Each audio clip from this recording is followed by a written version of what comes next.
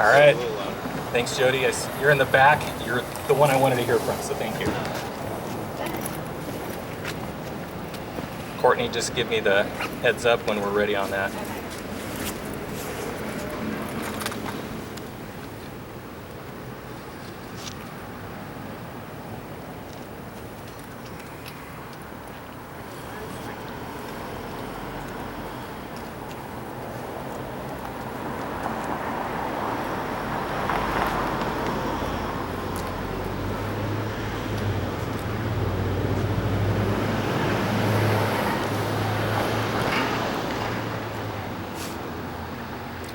Good to go?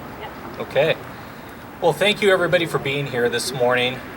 What a beautiful day here in Chico. And I just want to thank you for your interest in understanding where things stand as it relates to the pallet shelter project that we have moving forward in the settlement that's underway.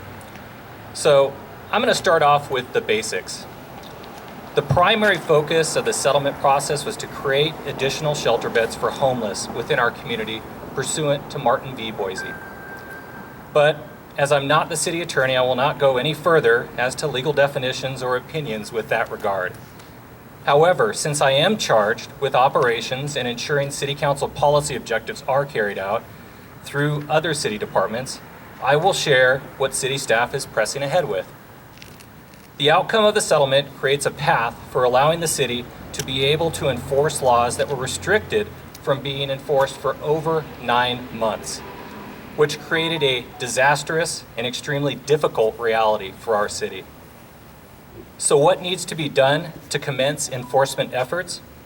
Suffice it to say, a lot. From creating a safe and well-managed shelter site, to going through a process-heavy engagement effort with the populations living within those public spaces. What will the shelter site provide? 177 pallet shelters with 354 beds. It's going to be located at 2352 Dr. Martin Luther King Jr. Parkway.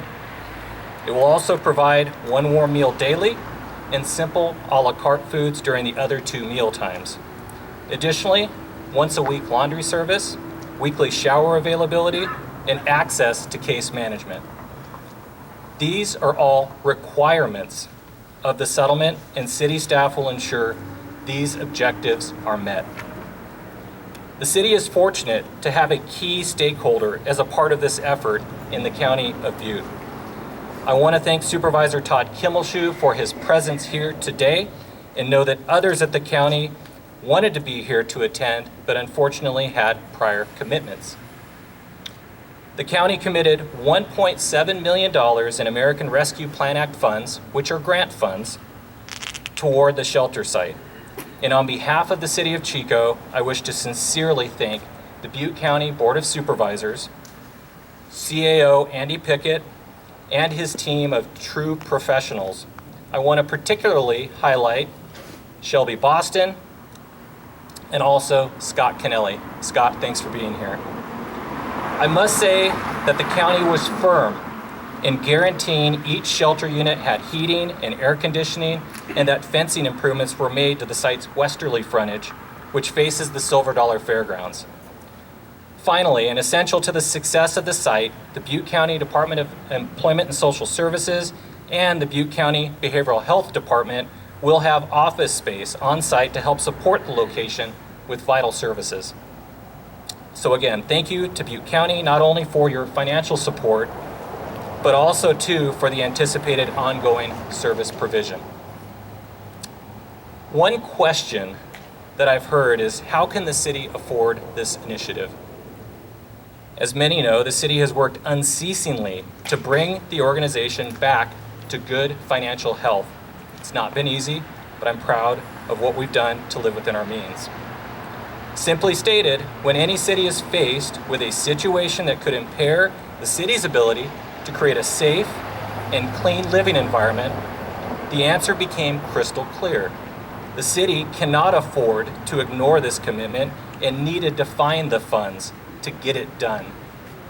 So city staff immediately commenced finding paths to access federal and state grant funds to help offset the cost burden to the city. I can say that the vast majority of the costs associated with the build-out of this site are coming from such grant dollars. And what I expect moving forward is an aggressive effort to continue finding and utilizing as many grant funds as possible so that these costs do not solely become the burden of the city's general fund. I'm proud of city staff for their continuing due diligence to access grant funds, as Chico continues to be a shining example at being very successful in garnering such grant dollars. Finally, one thing that I bore witness to for numerous years and continue to see is the incredibly talented group of dedicated staff this city employs, who are ready, who are willing, and who are desirous of cleaning up this community and serving it with pride. From enforcement efforts, which are led by an exemplary Chief of Police in Matt Madden, to cleanup efforts, which are led by an equally exemplary Public Works Operations Director in Eric Gustafson, the leadership is in place to move this settlement agreement forward. I know that the effort to fulfill this settlement agreement's commitments will be overwhelming at times. It will take a commitment to abide by the court's order. It will take a continued partnership with the City Attorney's Office to ensure that clarity is brought to a complex situation. It will take a continuing working relationship with Judge Newman to modify the agreement should it be necessary. It will take community partnerships to ensure the shelter site is run effectively. And it will take dedication and focus by city staff in order to see this through. This is a legal path to get help to those individuals willing to accept it, and to bring back cleanliness and safety to our public spaces, a doubly beneficial effort. No matter how complex, how onerous, how challenging it will be, city operational staff is dedicated to doing the will of this city council, and we will look forward to fulfilling the duty we have to this community. Staff will not sit around and complain about the current settlement document, looking for someone to blame, knowing the certain challenge ahead, but city staff will press forward to get the job done as quickly and as cost effectively as legally possible. With that, Mayor Coolidge wanted to say a few words.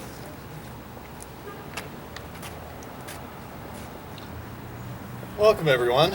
We don't usually get such good crowds, so thanks for being here today. We certainly appreciate it. You know, the job of a city councilor isn't always a fun one. We are, I think I figured it out once. I think we're getting somewhere around $3 an hour, but you know, I'm doing this job because I love our city. And you know, I have children here, and I want to see Chico prosper. I want to see Chico move forward. And I think we all share that. I think we all share that in common, regardless of what side of the aisle that we're on. We want to see a path forward for Chico. We want to see Chico improve. So, you know, I'd just like to know that that still binds us here today. So even though you might have different opinions, even though you might have different ideas, that is the one unique thing that we all want to see. We want to see a Chico that's better. We want to see a Chico that moves forward. And we want to see a Chico that can be all we know it can be. So, you know, we charge our city staff with a lot of duties. And of course, our city manager is in charge of the city. Lots of folks like to think that I run the city, especially little kids. Oh, you're the mayor, you're running the city. We're running policy, we're running the agendas, we're running the meetings. But the city staff, and they've done a really good job at it, are in charge of making those budgets that we approve, getting those decisions made, and dealing with a lot of this settlement. So, you know, we really appreciate their efforts, and I don't want those to go unrecognized. So thank you to all the city staff for the hard work that you do on a regular basis.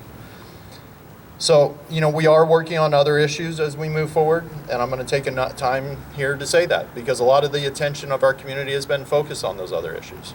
We're working on traffic issues and safety issues for pedestrians and bicycles on Highway 32. We're fencing parts of the train track along the main, through my district and through also several other districts, railroad yard to make sure that we can prevent some of the train deaths that we've had. Portion of that fencing, we're going to have a press conference later this week. Hope to see you all there in regards to that. And then we've also got a plan coming forward to fix our roads. I know I get emails on a daily basis, also honestly more than this issue, about the terrible condition of our roads. And coming into office just about a year ago, it is one of our priorities. So we do want to see that through, and we want to make sure to have a plan that gets Chico back to the place it needs to be in terms of our roads. The other thing, of course, which is important to all counselors and everyone in this audience as well, is the financial shape of the city. And I can tell you this, the city of Chico has never been in a better position financially. Through the last year, we've worked very hard to make sure our budgeting is on target and to make sure the city is financially sound, and it absolutely is.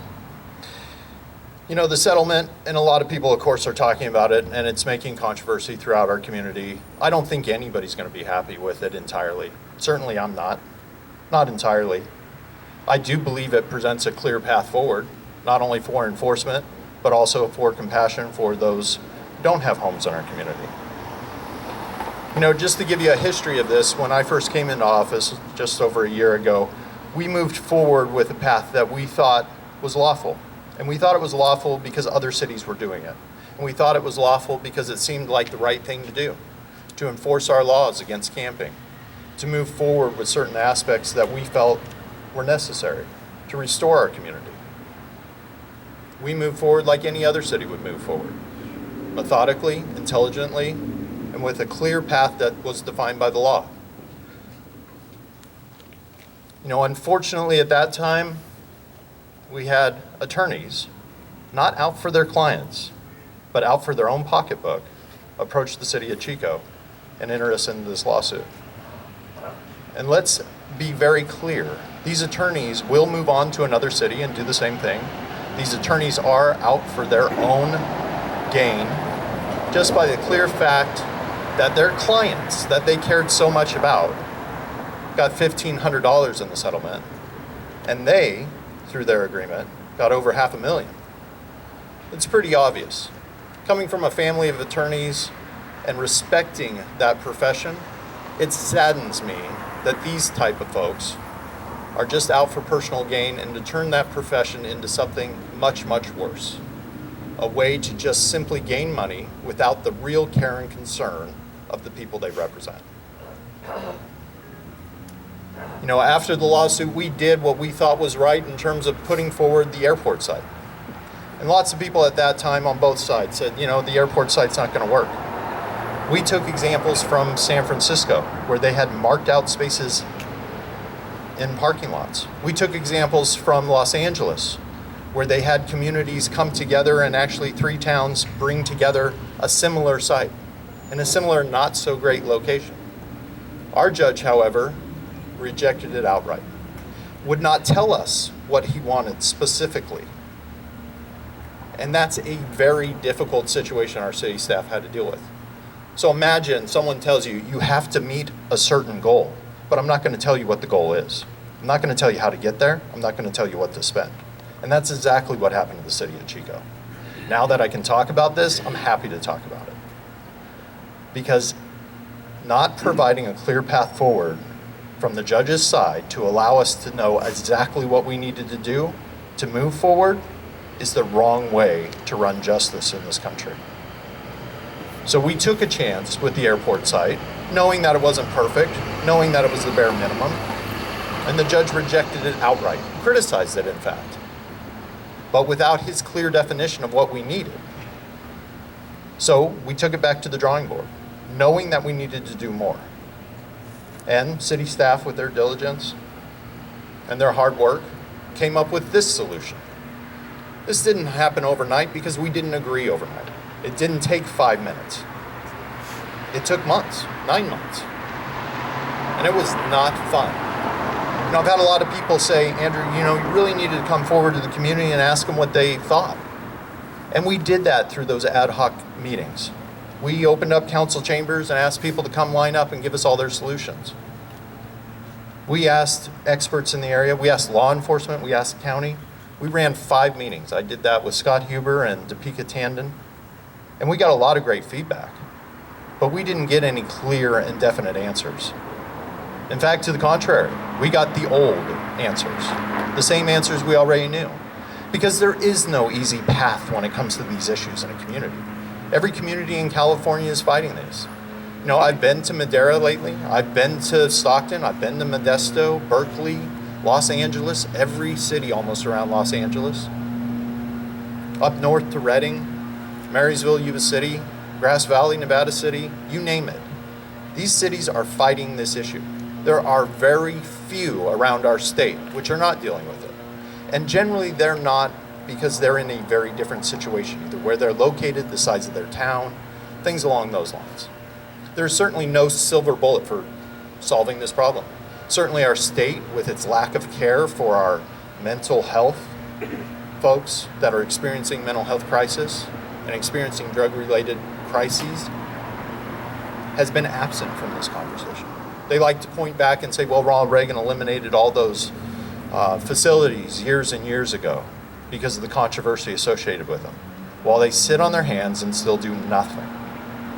So I'm hopeful that the governor's new budget approaches this issue. I'm hopeful that obviously we put forward something that shows that we need personal responsibility. I think personal responsibility is a big part of this. I think we all have part of that personal responsibility that we need to focus on. You know, so after being sued and moving forward, I had a conversation with the judge. And it was a long conversation. It was with the magistrate. And I asked him that, hey, I need to tell the folks that hired me to do this job. I need to tell them what's happening. They are my boss. That's always how I've looked at this position. The folks who elected me are my employer. I do this job willingly and happily. I do it because I believe community service is important. But I needed to tell him that. It took some time to arrange, and Mr. Horn will testify that, to arrange that conversation where I got a full hour with the magistrate. But he told me time and time again, Andrew, if you speak, I will either fine you or imprison you. Over and over and over again. I cited him examples, legal examples. I cited him a multitude of aspects where I asked him, pleaded with him to allow me to speak to the citizens of Chico about this. He said he routinely stops legislators, congressmen, and other people from speaking about settlement negotiations. So I was left with basically being fined and imprisoned or speaking forward on this issue. So I believe that we actually did have some really good communication during the ad hoc meetings that we had in a very bipartisan way, that we actually brought in a lot of opinions. A lot of you I see out here today were a part of that. And I think what we have is something that coalesces the concerns of our community into one thing. Certainly, like I said, no one's happy with this, but this is something that we can actually move forward on. You know, Mark alluded to this, and I think it's important to note, state and federal funds, particularly through, the CARES Act, things along those lines, are funding a large portion of this. I do really want to thank Supervisor Todd Kimmelshoe, because he single-handedly bridged a gap at the Board of Supervisors between both sides of the aisle to bring about a nonpartisan way for us to save $1.7 million, which is in fact these tiny homes that we have out there. They're expensive. One of the caveats was that they needed to have heating and air conditioning to meet the county funding for their federal funding. So we did that. Am I thrilled because people in Chico don't all have heating and air conditioning? No. Do I think that people without personal responsibility at times need heating and air conditioning? I think all people need heating and air conditioning, particularly in our environment. Am I happy that the city's paying for it? The power side of it? No. No, I'm not. Especially when, I myself don't even crank on the AC during the summer. It's more open the windows and, crank on the fans. So, I think we have to realize that some of the path forward that we took was so we could get the funding that we needed. And that is why those units have heating and air conditioning. Like I said, I don't think that's a bad thing, but at the same time, I don't think that's something that either even through our state and federal funds that we needed to do. But it is the path that we had to take forward. So, moving on to enforcement here, I think it's very important to realize that all of us, and I can almost say this entirely, I haven't met anybody who believes that our parks and waterways should be damaged, especially to the extent that they are. It's been an absolute environmental tragedy what's happened in the city of Chico. I think the councilors understood that as we move forward. The route of a permanent injunction, the route of the Supreme Court, 2, 3, 4, 5 years more dealing with this issue, I don't think Chico could handle it. I don't think our parks and waterways could handle it. I don't think that our community could handle it. So, in reaching this, I think it's very important to know that the council had every single aspect of this agreement explained to us. That we knew, coming out of closed session, not only what was in the agreement, but every detail of it. And when I read it with all its legalese, it said exactly what we were told. So if other councilors didn't see that, or didn't understand that, or didn't ask the questions that they should have asked to completely understand that, then the onus is on them. We had every ability. We went around the room. I asked each counselor if they wanted to ask any further questions before we voted, and we voted in a, I would dare say, historic fashion, 7-0, to move forward on what I see as not only compassionate solutions, but also a path to enforcement to restore our parks and waterways.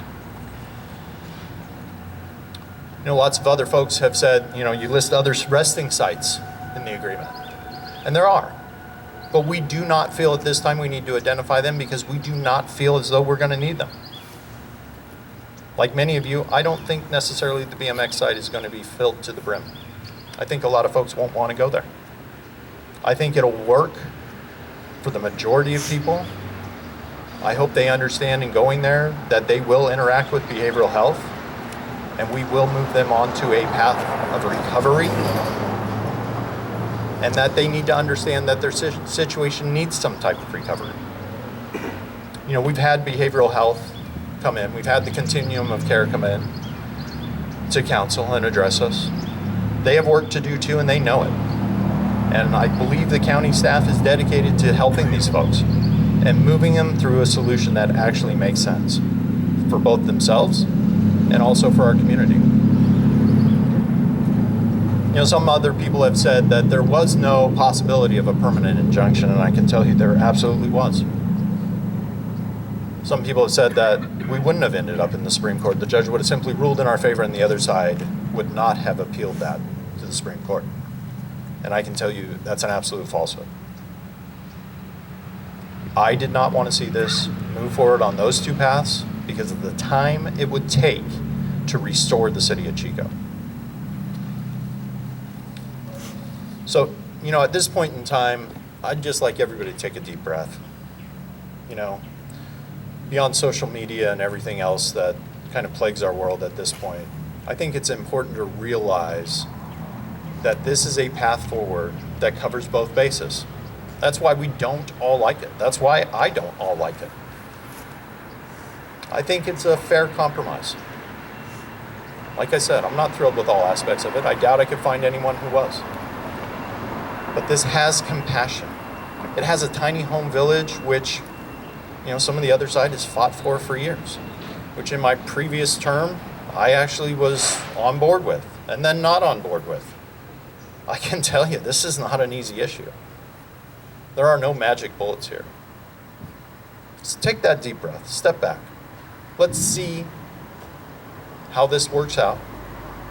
If in fact it doesn't, I'm a duly elected person in a recall. I don't mind doing this. This is my passion for my community. It's not pretty, it's not fun, but I'm here to do that job because I signed up for it.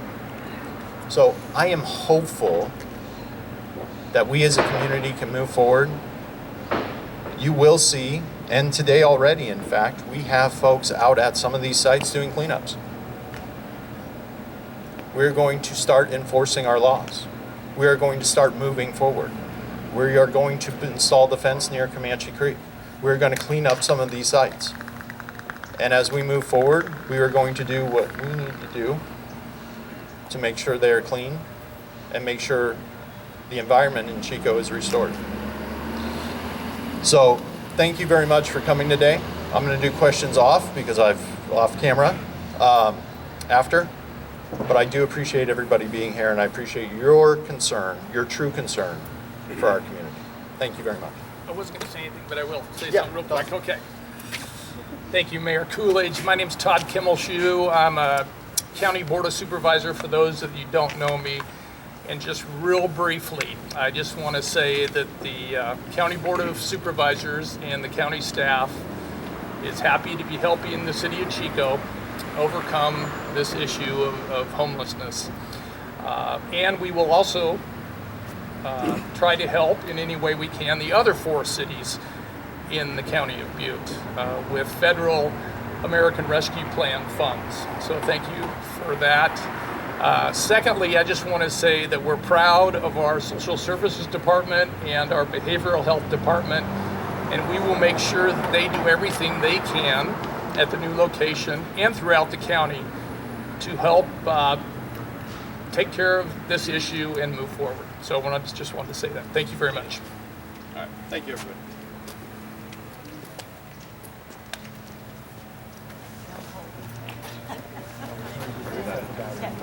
Two more questions. Do you want to try to? Yeah. Hey, Mayor Coolidge. Specific question. I'm with Chico from the Veterans. Thank you. Do you want to do that all together? You can ask your questions. You just tell me. That's fine. Happy to talk to you about it after. So feel free You don't to even give me want one of my emails. what's your name? Dan Rodriguez. I don't know if I've gotten it. But I'm happy to give you my card. You can feel free to give me a call anytime. Andrew, it's going to be kind of bad form if you're not willing to answer questions for I'm people. more than willing to answer questions from the press, and I'm always willing to answer questions. Hey, Andrew, Okay, well, I have a few. So can I ask them? No, We yes, supported you all the way through your. You want to talk to them first? Yeah, that's Okay, what all right, great. I'll That's use the fair. press first. Yeah, fair. Absolutely. Because we invited them here. They've got Right, deadlines. yeah, no, I they've got- totally get it. I didn't we'll- understand. we'll Just just be clear. 100%. You're very unclear. Just be clear. Hey, Thank you. Rob. I'm Marcia Gilmer. I don't know if you, anyway, I follow you on Facebook, and I want to thank you for everything that you do.